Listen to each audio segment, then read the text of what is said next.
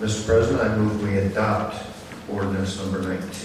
Second. It's been moved and seconded that you adopt ordinance 19. Any remarks, leader?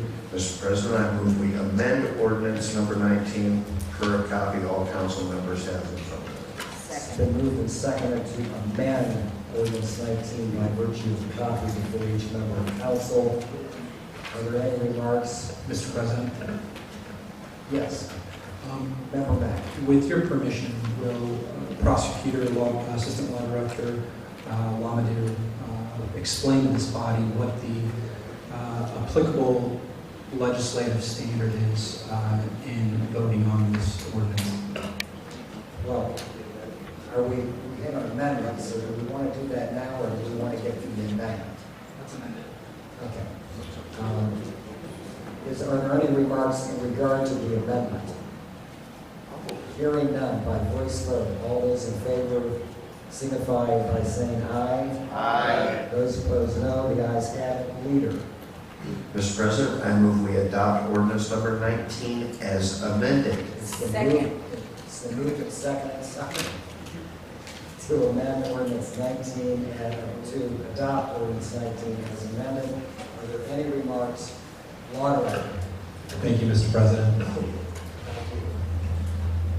Your standard is simply that you shall not unreasonably withhold or deny consent. If I then understand that statutory standard correctly, is it fair to say that this body may deny consent provided it does so reasonably? Yes. Thank you. Are there any other remarks? Yes, Mr. President. Yes. I do have Chairman some Mack. additional comments to make. I will be voting no on this ordinance before this body, and there are multiple reasons for my casting of that vote. This is one of the most sensitive areas in the city of Canton with respect to flooding. As Assistant Engineer Barnes articulated during the hearings before the North Canton Planning Commission, we have flooding issues in that area, and constructing that cell phone tower next to the drainage basin at First Friends Church does impact our ability, or can impact our ability, to remediate those drainage problems. And just as a matter of simple logic, if we build a cell phone tower next to a drainage basin, any ability to expand that drainage basin can be compromised. And rather than me try to articulate what it is that Engineer Barnes' professional opinion was during the North Canton Planning Commission hearings, this body's previously been provided, prior to this meeting, a copy of the entire transcript from Engineer Barnes' testimony, as well as a copy of his written opinion. That's one of 35 different documents that's already been presented to this body and provided to our clerk with a request, and actually to make that part of our legislative record in going through this evaluative process. In addition to the flooding concerns that are very real, one element and one policy of the city of Canton and of almost all communities is a concept of co-location. Co-location concerns the combining of cell phone tower carrier facilities with existing facilities. As we explained in the North Canton Planning Commission hearings, the city of Canton owns a water tower approximately 1,100 feet from the location of the cell phone tower in our area. We currently have a lease with AT&T to utilize our facilities. We've not been contacted by Towerco or Verizon with a request to co-locate their facilities on our water tower. I've confirmed with our water department personnel, Superintendent Tyler Converse, and our engineer, should that request have happened, or should it happen in the future, there's nothing that would prohibit us from being able to place the facilities that Towerco intends to construct in the drainage basin on our water tower facilities. And again, the actual photographs of the water tower are included in your, the documents that have previously been circulated. One, an additional concern that has been raised before and really been raised repeatedly concerns the safety of the children that are utilizing this First Friends Church. Excuse me. Certainly, all of us have constituents that are part of the leagues at First Friends Church and attend the congregation of First Friends Church. Our constituents are a big part of that. There were concerns raised by the leadership at First Friends Church about what would happen, the possibility of collapse, given that these cell phone towers would be constructed very close to Little League baseball fields. Those are concerns that I strongly agree with and share with. I think another point or another basis as to why I will not be supporting this is because the public record has been very clear that the church itself does not want this cell phone tower. Certainly the lease has already been signed, and they didn't realize many of the issues that we've discussed today until it was too late. And included in your materials before this body was the email from the head pastor, Mr. Stan Henshaw, expressing that, and also the transcript to where the church actually had an attorney at the hearing discussing those very issues. As we can obviously tell, our constituents do not want this cell phone tower. Certainly something that I believe is very persuasive, particularly contrasting with the fact that not a single Kansas City resident appeared before this body urging its passage. As far as I understand, Tower Company is not a Canton resident. They are a limited liability company that are organized under the laws of the state of Delaware, and they're headquartered, I believe, out of North Carolina. No one from Canton spoke in favor of this. I, too, have a Verizon wireless service. I live very close to the area where this proposed cell phone tower is to be located at 4816 along the Circle Northwest. My cell phone coverage is very good with Verizon, and I'm happy of that fact.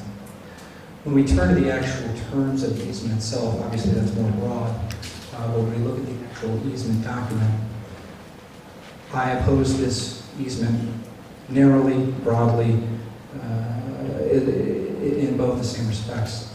First off, while I understand and appreciate Towerco's position that the easement itself is only for underground facilities, the terms of the easement they're asking us to grant allows overhead wires. I don't believe that overhead wires, and I know this is a view shared by my constituents, should be installed in, if for no other reason because of the greater mass of visual clutter. Another basis for my voting no on this ordinance is the actual size of the utility easement itself. Their plans call for a 10-foot utility easement. And those plans are, of course, a part of materials that are part of this legislative record. But the easement that they're requesting from this body is 20 feet. I believe that, or at least it appears, that they may become, this easement may consist of a combined access easement and utility easement to allow for ingress and egress with motor vehicles through the easement that we would be granting. Now, that's just based on the language. I'll allow the language of the easement to speak for itself, but that's another basis for the objections that I have. Moving forward, in terms of, I have grave concerns that allowing this to be constructed, whether through trenching or whether through actual utility poles, that it will limit our ability to effectively manage flooding, very severe flooding that occurs in that area. This space is certainly far more than just a strip of land. It actually serves a very important function in our water runoff system in the city of Canton.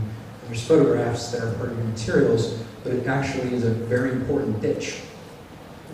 there's a lot of runoff that comes off of First Friends Church, and allowing telephone poles, allowing utility infrastructure, and potentially even access to be cut in there, I feel it can impact our drainage as it is now, and certainly impact our ability to expand at a later date. The amount of money that's being offered by Towerco as a filler basis for my voting no is only $10. I feel like that's too low. And while I do appreciate that the tower company is agreeing to hold the city of Canton harmless with respect to, well, it's not entirely clear whether it's respect to the entire operation of the cell phone tower or it's the easement portion itself. I'm not comfortable that I've seen enough evidence the financial viability or the security that the city of Canton would have in approving this. And so, conclusion, for these reasons, those reasons reflected in the additional materials, those reasons stated by the residents that we heard from tonight, those reasons stated by Montebella's council, and those reasons that may be stated by any other council member, but excluding any reasons they may not be appropriately considered under law, I am voting no. And Mr. President, I would ask that the photographs that were circulated by Ms. Barham be included in our legislative record as well. And thank you everyone for your patience. And it will be placed on the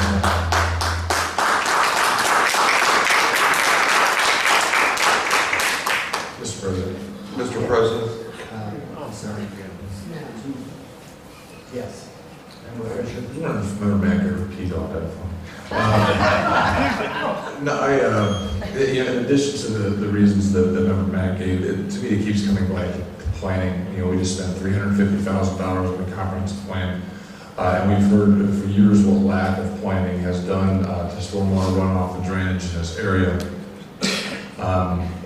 Approving of this easement without knowing really what the impact that's going to be on this issue is to me is not prudent without having all the proper studies done from whether it's our engineering department or elsewhere on what the impact total for future development as a result of that easement, because the easement could result in other development down the line. I will also vote no. Thank you, Member Fisher. Chairman Harmon. Mr. President, I also will not be voting for the ordinance. The word reasonable means so much in the interpretation of the statute here, and I find that I would be unreasonable in my duties to the citizens of Canton and the residents of that area to knowingly support this easement when I really believe that it is going to have a detrimental impact on property values, on the stability of the neighborhood, the ability to resell. I'm just thinking about myself. I wouldn't want to look out my window and see it. And I think that has an effect. And I think when we talk about reasonable, when I think about my duties, I think that's within those parameters. And I also share my concerns about additional drainage problems in an area that already has drainage problems.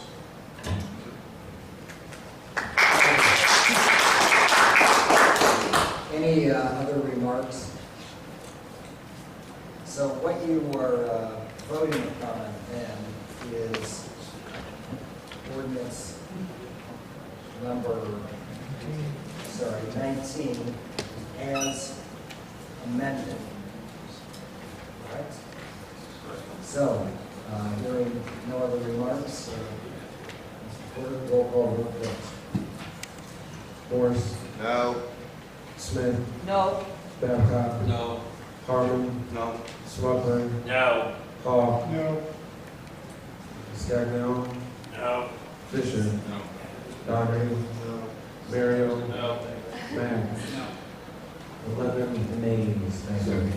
Ordinance 19 as amended then has been defeated.